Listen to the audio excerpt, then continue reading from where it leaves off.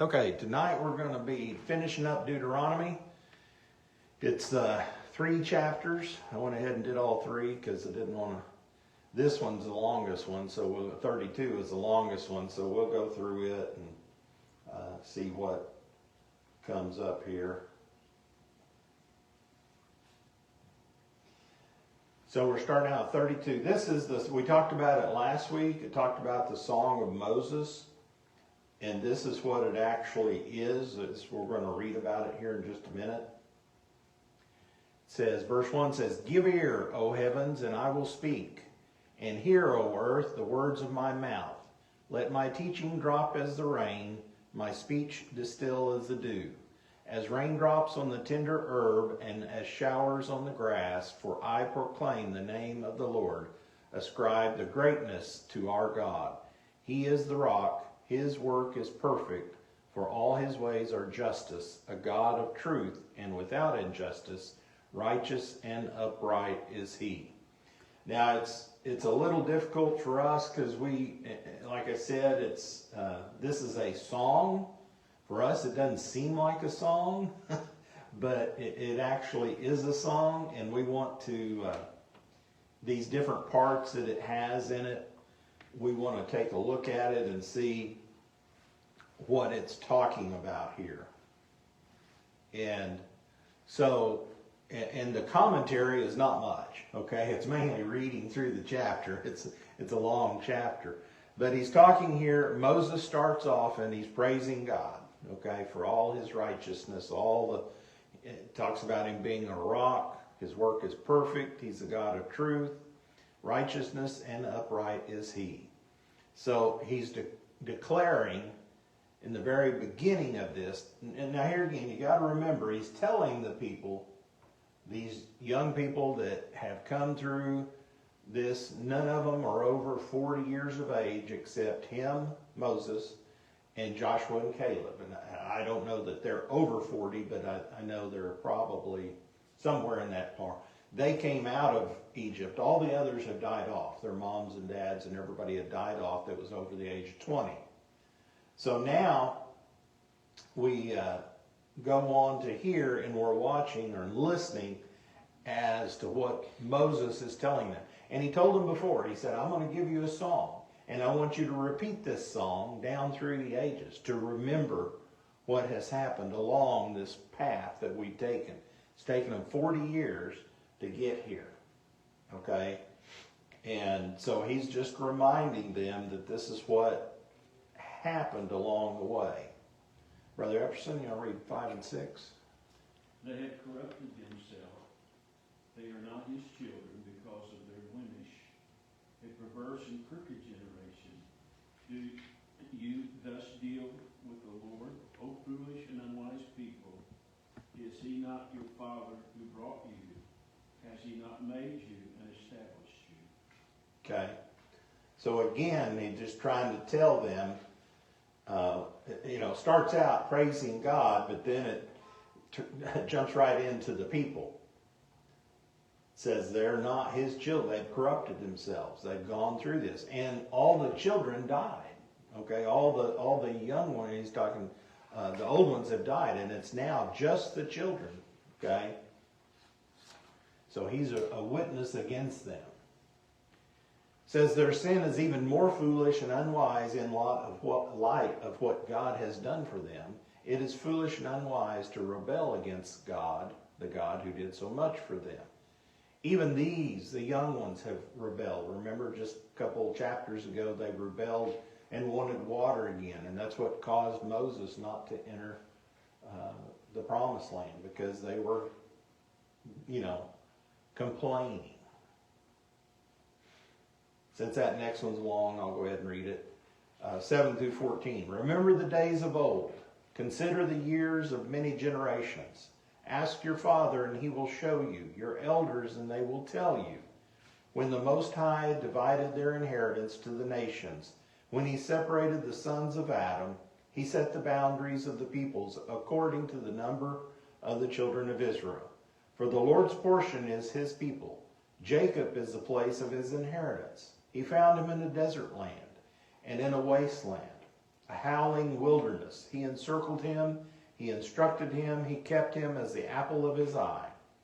As an eagle stirs up its nest, hovers over its young, spreading out its wings, taking them up, carrying them on its wings, so the Lord alone led him, and there was no foreign God with him. He made him ride in the heights of the earth, that he might eat the produce of the fields. He made him draw honey from the rock, and oil from the flinty rock, curds from the cattle, and milk of the flock, with fat of lambs and rams of the breed of Bashan, and goats, with the choicest wheat, and you drank wine, the blood of the grapes. So it's telling again about how they brought them out, and they brought them into a land before in Egypt. Now they're coming into this new land. It's rich. It's almost like, how do you get honey out of the rock? Well, when you're thirsty, when you get water out of the rock, that's just like honey to the, just like that. Same thing when they get oil from the flinty rock. It's promising all these things. This is what's going to happen for them if they obey him. They don't always obey him, so he's telling them this is what it is. Okay, now on page 3, Iris, start at 15. But Jeshurun grew fat and kicked. You grew fat, you grew thick, you are obese.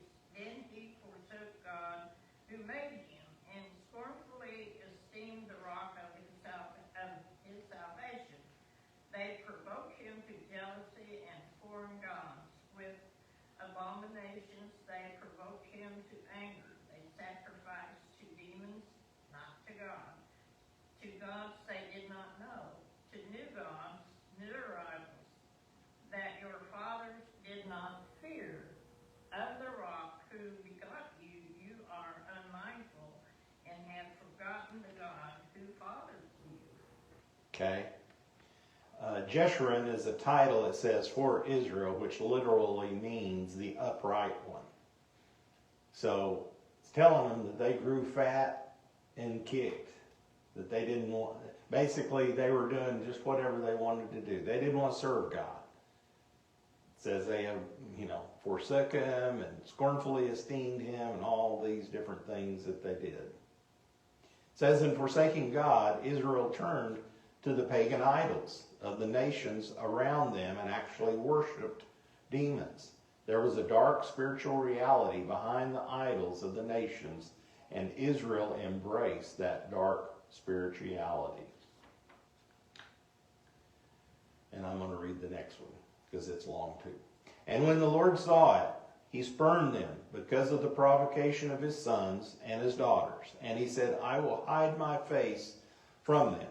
I will see what their end will be, and I will hide my face from them. I will see what their end will be, for they are a perverse generation, children in whom is no faith. They have provoked me to jealousy by what is not God. They have moved me to anger by their foolish idols. But I will provoke them to jealousy by those who are not a nation. I will move them to anger by a foolish nation, for a fire is kindled by my anger, and shall burn to the lowest hell. It shall consume the earth with her increase, and set fire on the foundations of the mountains. I will heap disasters on them. I will spin my arrows on them. They will be wasted with hunger, devoured by pestilence and bitter destruction. I will also send against them the teeth of beasts, with the poison of serpents of the dust. The sword shall destroy them. There shall be terror within for the young man and virgin, the nursing child with the man of gray hairs. I would have said, I will dash them in pieces. I will make the memory of them to cease from among men. Had I not feared the wrath of the enemy, lest their adversaries should misunderstand, lest they should say, our hand is high, and it is not the Lord who has done all this. And it's talking about the people saying, living the life, okay? They were lived through the plagues. They lived through the miracles that happened in this 40 years. And now they said they're going to announce it that their gods did it. They're the ones that, took care of them. So that's why he said, I'll hide my face for them. It says, when God's people forsake him, he withdraws his intimacy of his presence. At first, this is sometimes seen as a relief because the conviction of sin is not so great.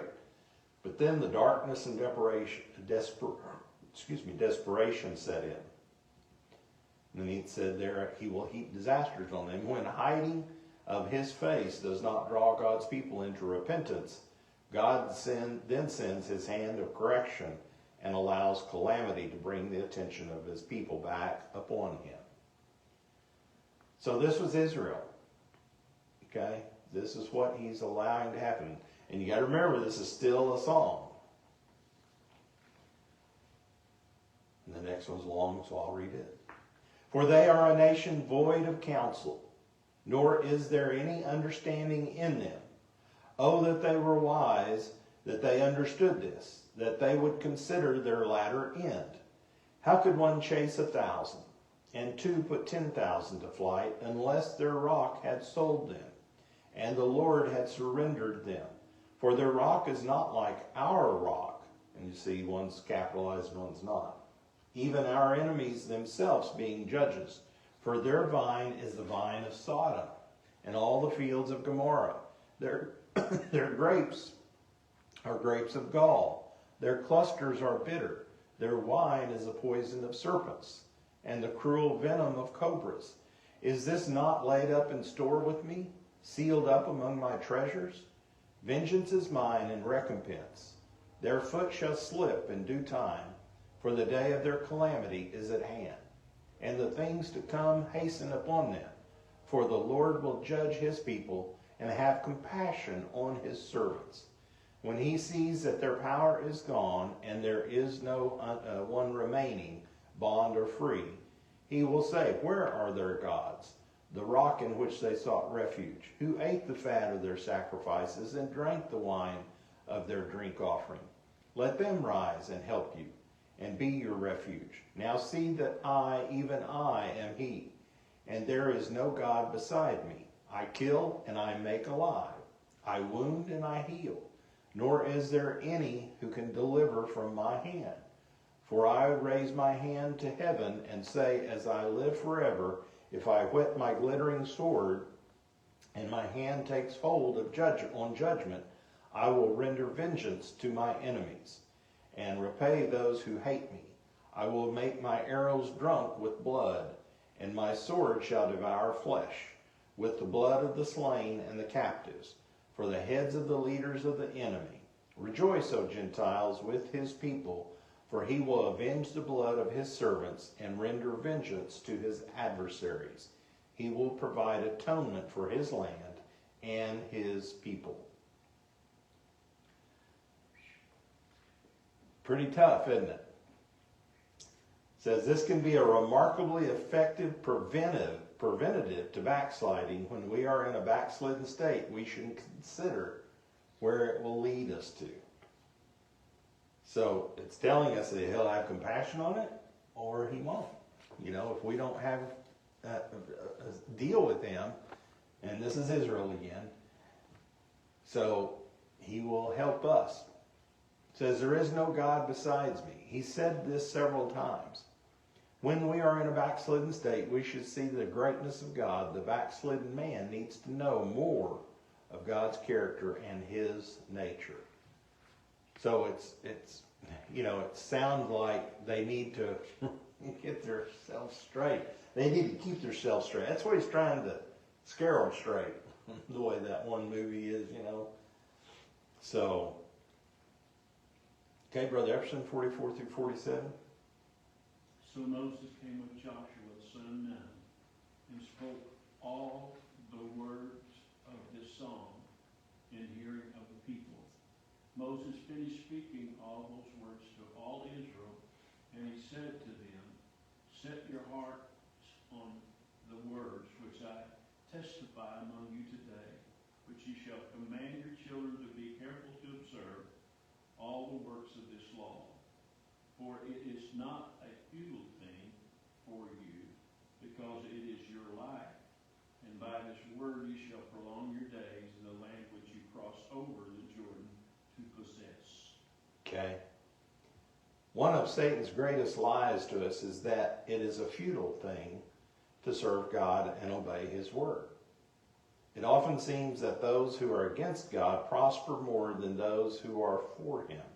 Yet we need to see and understand from an eternal perspective that it's not a futile thing to love and obey God. That's what happens to me, to many people. They say, they don't see it. I can live how I want to now and I'm fine. I get rich and I do whatever I want, or I get poor or do whatever I want. Whatever they do, they don't see this is just a physical world, this short time that we have. They don't see the eternal. And Moses and Joshua both here is trying to get the people to understand this, that they need to understand what's going on, that God is going to be leading them down the road. Okay, Iris, there at the bottom. When the Lord spoke to Moses that very same day, saying, Go up this mountain of the Abiram, Mount Nebo, which is in the land of Moab, across from Jericho, view the land of Canaan, which I give to the children of Israel as a possession, and die on the mountain which you ascend, and be gathered to your people, just as Aaron your brother died on Mount Hor and was gathered to his people, because you trespassed against me among the children of Israel at the waters of Meribah, Kadesh in the wilderness of Zin, because you did not hallow me in the midst of the children of Israel. Yet you shall see the land before you, though you shall not go there, into the land which I am giving to the children of Israel. Okay. God's giving him his last instructions, okay, of what he's going to do. He said, okay, you told him the song, you made the song, made these words up. Now you need to go get up in the mountain and die.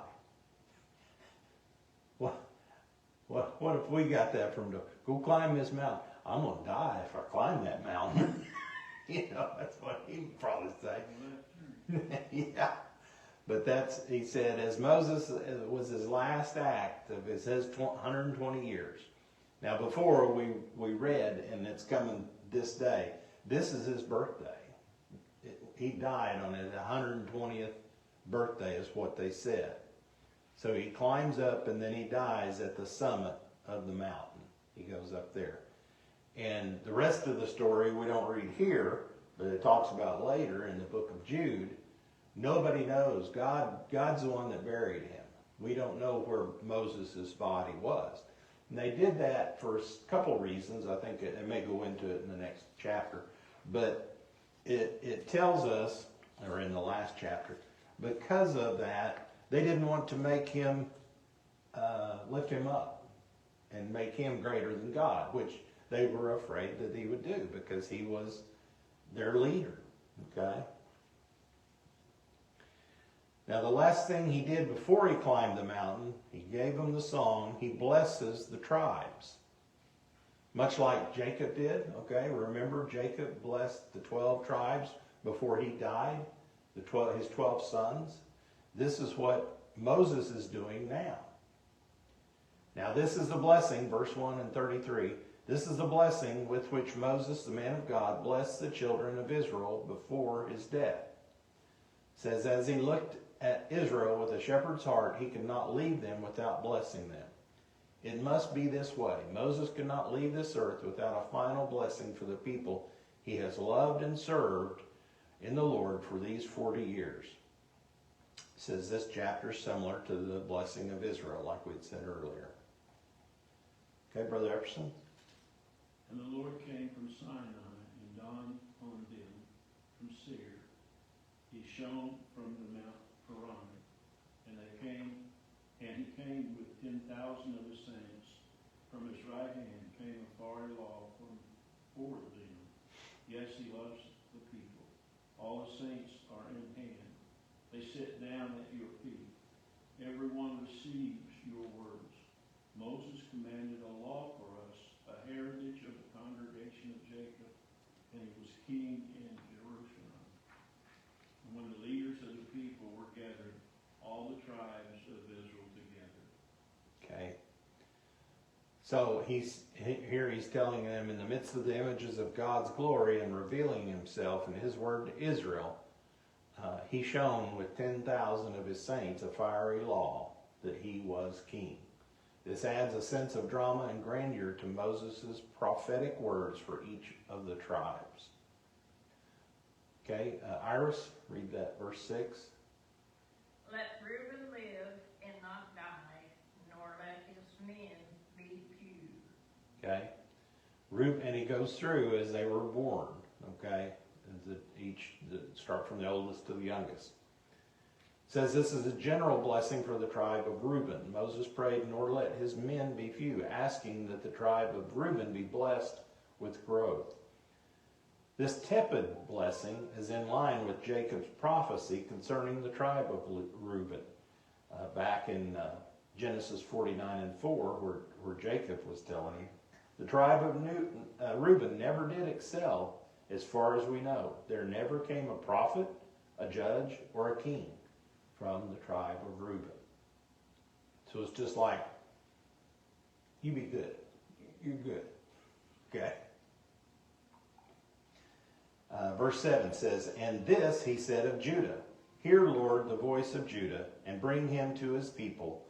Let his hands be sufficient for him, and may you be a help against his enemies. So this is a little bit more positive, okay? It says the name of Judah means praise, so Moses praised the Lord, that the Lord would hear the voice of praise, or Judah.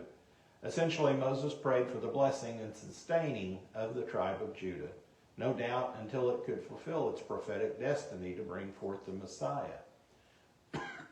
And Moses had already, back from Jacob's blessing, it was, the scepter shall not depart from Judah. That was back in Genesis. So Judah was also the largest tribe. It was one of the largest tribes of the 12. Brother Epson? And of the Levites, he said, let the Haman and Urim be your holy one, whom tested at Manasseh, and with whom you contended at the waters of Meribah, who says of his father and mother, I have not seen them, nor did he acknowledge his brother, or know his own children. For they observed your word and kept your covenant, and they shall teach Jacob your judgments, and Israel your law, and they shall put incense before you, and a whole burnt sacrifice on your altar. Bless his substance, Lord, and accept the work of his hands. Strike the loins of those who rise against him, and of those who hate him, that they rise not again. Okay. So it's basically putting upon them the tribe of Levi. They're the ones that God has chosen to be the leaders of God as far as reading the scriptures and leading the people in prayer and doing the sacrifices and all those things. Said that Moses prayed that the substance of Levi would be blessed and their enemies would be defeated. Levi had the blessed place of teaching Israel the word of God. They would accomplish this as they were scattered in Israel, as Jacob had prophesied. Okay? And they also, remember just a few weeks ago, we studied about how they put different towns for the Levites all over the land of Israel. So the Levites would be there in every area and they could teach them. It says, I will divide them in Jacob and scatter them in Israel. It was given to both the tribes of Simeon and Levi, for the tribe of Levi was a blessing as they were scattered throughout the nation to minister to the people and to bring God's word to the whole nation. For the tribe of Levi, this scattering was a curse. They are not even mentioned among the tribes being blessed here. Okay? Iris, next one. Of Benjamin he said, the beloved of the Lord shall dwell in safety by him, who shelters him all the day long, and he shall dwell between his shoulders. It says the place of special love and blessing Benjamin had would be prophetically fulfilled in a Benjamite city becoming the center of the nation, which was Jerusalem.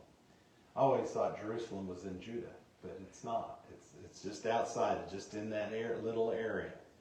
Thus, though the tribe of Benjamin was indeed a fierce and warlike, as described in the prophecy in Genesis, the tribe that was greatly beloved of the Lord, was also the youngest. Okay, I said first of all, he did them in order. He's doing them in a different order, but here he's the youngest. This next one, he goes to Joseph. And of Joseph, he said, which is both tribes, all right, Manasseh and Ephraim. Blessed of the Lord is his land, with the precious things of heaven, with the dew, and the deep lying beneath, with the precious fruits of the sun, with the precious produce of the months, with the best things of the ancient mountains, with the precious things of the everlasting hills, with the precious things of the earth and its fullness, and the favor of him who dwelt in the bush. Let the blessing come on the head of Joseph and on the crown of the head of him who was separate from his brothers. His glory is like a firstborn bull, and his horns like the horns of the wild ox. Together with them they shall push the peoples to the ends of the earth. They are 10,000s of Ephraim, and they are the thousands of Manasseh. Okay, the two tribes of Joseph was Ephraim and Manasseh. They were indeed blessed numerically in Israel. They're descendants of this one son among the 12 sons of Jacob were far more numerous than the other tribes. Now, when we went and numbered the tribe, they numbered Manasseh and Ephraim separately. But you combine those, and they're bigger than Judah. All right, so Joseph, here, talking about Joseph, had more of his than all the others. Brother Epperson? It says in Zebulun, rejoice in your going out, and Issachar in your tents. They shall call the people to the mountains. There they shall offer sacrifice of righteousness, for they shall partake of the abundance of the sea and of the treasures hidden in the sand. Okay. Both Zebulun and Issachar were up in the northern part, or in the Galilee region, and were blessed to take advantage of the Sea of Galilee. They are around that area. The treasures talk about hidden in the sand says this is consistent with what Jacob said in Zebulun. Zebulun shall dwell by the haven of the sea. There they're getting the fish, and it's the most beautiful, I mean, in my opinion. It's green and lush and everything like that. Where you go south of Jerusalem, and it's desert. I mean, there's trees, yes, there's and dirt and sand and rocks, but that's about it. It's really beautiful up there in that part. Sister Iris, next one. Blessed is he who enlarges Gad. He dwells as a lion and tears the arm and the crown of his head. He provided the first part for himself because a lawgiver's portion was reserved there. He came with the heads of the people. He administered the justice of the Lord and his judgments with Israel. The lion-like character of the tribe of Gad was shown by the fact that Gad furnished many of the fine troops for David. This is in fulfillment of Jacob's word in Genesis, he shall triumph at last. Dan is the next one. And of Dan, he said, Dan is a lion's whelp. He shall leap from Bashan. All these references to Bashan, they talk about the oxes of Bashan, the bulls of Bashan. That area, it's east of the Jordan River. It's again in very lush area. Okay, that's why that they wanted to stay there to begin with, and also they raised a lot of good cattle down there. Okay, they were very strong cattle, big cattle. It says this may not be a complimentary phrase. History records that Dan was a troublesome tribe. They were the tribe to introduce idolatry into Israel in Judges. Jeroboam set up one of his idolatrous golden calves in Dan. And later Dan became a center of idol worship in Israel. Indeed, Jacob said of Dan, Dan shall be a serpent by the way. Dan is an interesting tribe. Well, here it tells it. The tribe of Dan originally was allotted land in the southern part of Israel, down around Judah, by Judah, but migrated to the north hundreds of years after this. Moses' reference to Bashan is a region in the northern Israel, prophetically anticipated this migration. So Dan was one that kind of never did really do, it was several hundred years later before they settled. Okay, they never really got their area that God had told them and set them up for them. Brother Epson? And how do you say it? Naphtali, something like that. He said, and Naphtali satisfied with favor and full of blessings of the Lord, possess the west and the south. Okay. The tribe of Naphtali was indeed satisfied with savor. Naphtali's region or land was in key portion near the Sea of Galilee, the region where Jesus did much of his teaching and ministry. No wonder Moses says this tribe is full of the blessing of the Lord. And that Jacob said of Naphtali, he gives goodly words. Sister Iris, next one. And of Asher he said, Asher is most blessed of sons, let him be favored by his brothers, and let him dip his foot in oil. Your sandals shall be iron and bronze, as your days, so shall your strength be. Says the abundance of the tribe of Asher was also expressed by Jacob. He shall yield royal dainties. And we see a lot of, today, there's a lot of people that take that prophecy and they think there's oil, physical black oil, just like in Saudi Arabia and all those countries there somewhere. Now they haven't found it that I'm aware of. They found a lot of natural gas off the shore of Israel, but so far I don't think they've found any oil, but there's still a lot of people believe they will, and they might. That may be what causes, they said, Russia come down to get the oil from them. And the last one is, there is no one like the God of Jeshurun, and that's Israel, who rides the heavens to help you, and his excellency on the clouds. The eternal God is your refuge, and underneath are the everlasting arms. He will thrust out the enemy from before you and will say, destroy.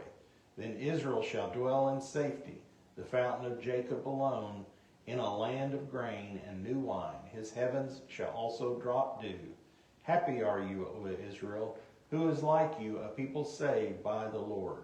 The shield of your help and the sword of your majesty, your enemies shall submit to you, and you shall tread down their high places.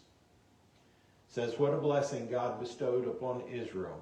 Paul said in Romans 3:2, to them were committed the oracles of God. And that's talking about basically the Ten Commandments. The true greatness of Israel is the same as the greatness of the Christian, not in and of themselves, but in their God. There was no one like the God of Jeshurun, who rides the heavens to help you. God is great and uses his greatness on behalf of his people, upholding them with his everlasting arms.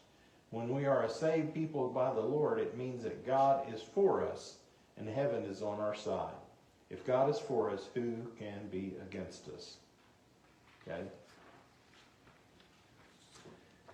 And then the last chapter is the death of Moses. It said, Then Moses went up from the plains of Moab to Mount Nebo, to the top of Pisgah, which is across from Jericho.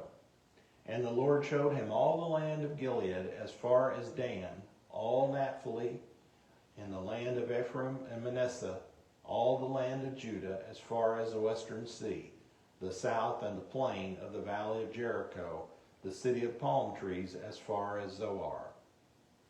So he took him up to the top of the mountain and showed him as much as he could see from there. You can actually see on some of those mountains on that side, they're tall, and you can see a long ways. When we was up north, I can't remember what we were on, but you could look out, I think it was Megiddo, where they're going to, the valley of Megiddo. You could look out, and there's a big valley there. Well, there's another little ridge, and then you can see the Mediterranean Sea out there. I mean, and that's one of the, like I said, it's not very wide. We think, I know when I was driving out many times out to western Kansas and working on wells, you'd drive out there and you'd drive, or come home, either one. You're driving out at night, and you'd see some lights up there. Say, oh, I'm about ready to get in the city. Well, 10 miles later, you're into that city, because out there it's a long way. You can have a big draw down through there, and it's a long way over there to that city. So that's kind of what Moses was looking at there. He's looking out over all their areas. Brother Epson, the next one. Then the Lord said to him, This is the land of which I swore to give to Abraham, Isaac, and Jacob, saying, I will give it to your descendants. I have caused you to see it with your eyes, but you shall not cross over there. So he's just reiterating to him, telling him this is all this area. This is the view, but this, as he said before, because of what happened, you hit the stone instead of talking to it, you're not able to go over to it. The invitation to Moses to view the land was not merely a kind provision of God to allow his servant to view Israel's inheritance. It may have had some legal significance.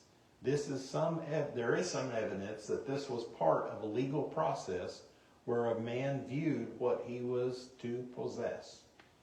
I know when they were doing some of the early on in America, when they were doing some of the land runs, they said you could run as far, you could take a horse and go as far, much land as you want, put a stake in it, and make your stake, and then come back to us in a day. Well, some people never made it back, so they wanted a lot of land, and they didn't make it back in time. But here he's viewing that, and that's kind of the way they're saying that was the viewing of their land. That was God was giving it to them, and they were making their contract with him. God swore to give it to the descendants of Abraham, Isaac, and Jacob, and now the promise was going to be fulfilled. Moses was allowed to take the descendants of Abraham, Isaac, and Jacob up to the threshold of the promised land, but no further. It says there was a bittersweet moment for Moses.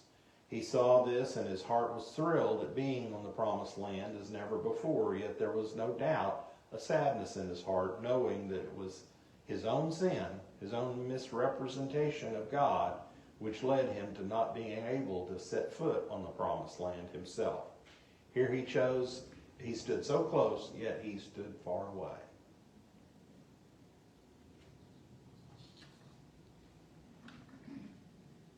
Okay, the next one, Brother Epson.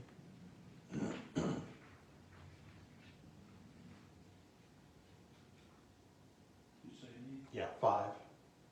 Go ahead and read it. So Moses, the servant of the Lord, died there in the land of Moab, according to the word of the Lord. And he buried him in the valley in the land of Moab, opposite Beth Peor. But no one knows his grave to this day. Moses was 120 years old when he died. His eyes were not dim, nor his natural vigor diminished. And the children of Israel wept for Moses in the plains of Moab 30 days. So the days of weeping and mourning for Moses ended. Okay. So as we said before, this is one that set up that, of course, he didn't write this because he died. So Joshua was the one, he was appointed afterwards. He's the one that probably finished all this out. So, and it's almost fitting that he died and he had to be buried there. You would think that they would have buried him over in the Promised Land, wouldn't you? I mean, I would have thought that would have been okay. But God didn't even allow that. He was over in the land of Moab.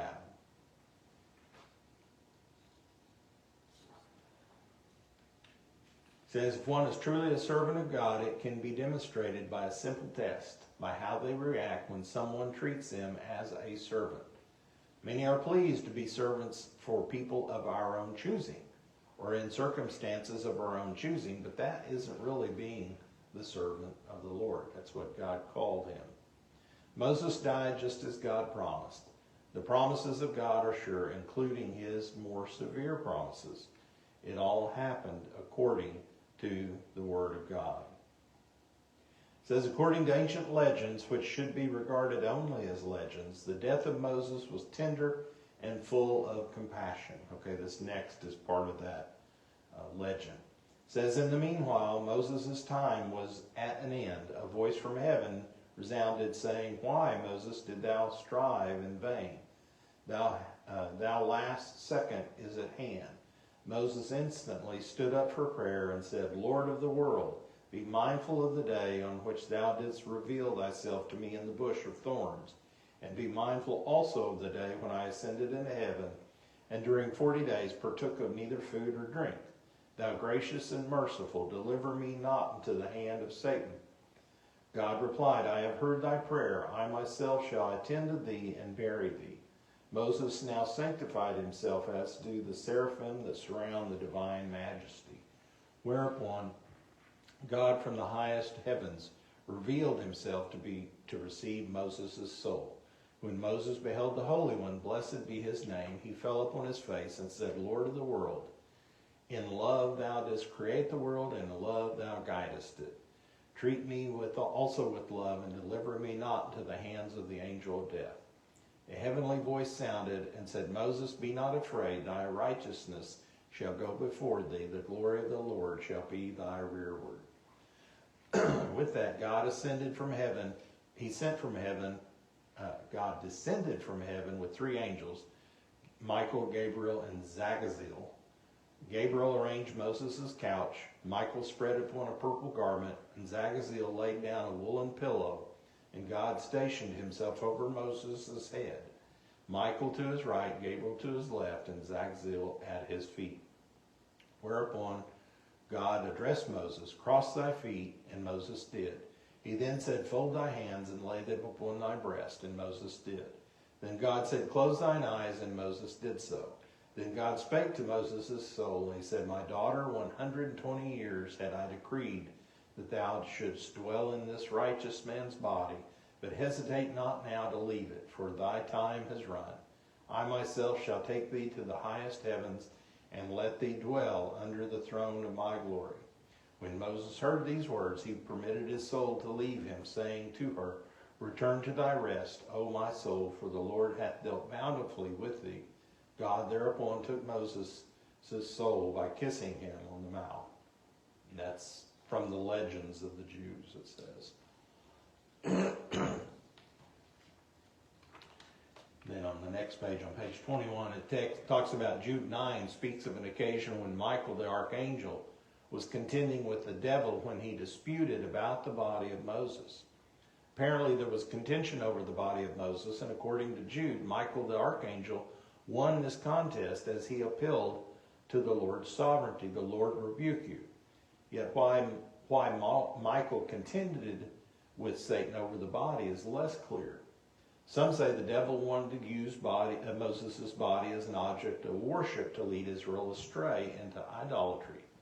Others think that Satan wanted to desecrate the body of Moses and claimed a right to it because Moses had murdered an Egyptian. But consider that God had another purpose for Moses' body. which Satan wanted to defeat. Moses appears in bodily form with Elijah at the Transfiguration, and perhaps Moses and Elijah are the two witnesses. Could be. We don't know. So there's two more pages. Well, I guess there's one more verse there. It says, now Joshua the son of Nun was full of the spirit of wisdom, for Moses had laid his hands upon him. So the children of Israel heeded him and did as the Lord had commanded Moses. There's two more down below it. But since then there has not arisen in Israel a prophet like Moses, whom the Lord knew face to face, in all the signs and wonders which the Lord sent him to do in the land of Egypt before Pharaoh, before all his servants, and in all his land, and all by all that mighty power, and all the great terror which Moses performed in the sight of all Israel.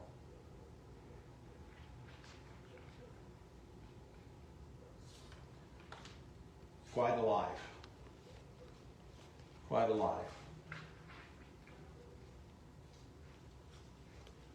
All right, well, next week we'll start our little movie. I think it's 5 weeks long or something like that, so we'll go from there.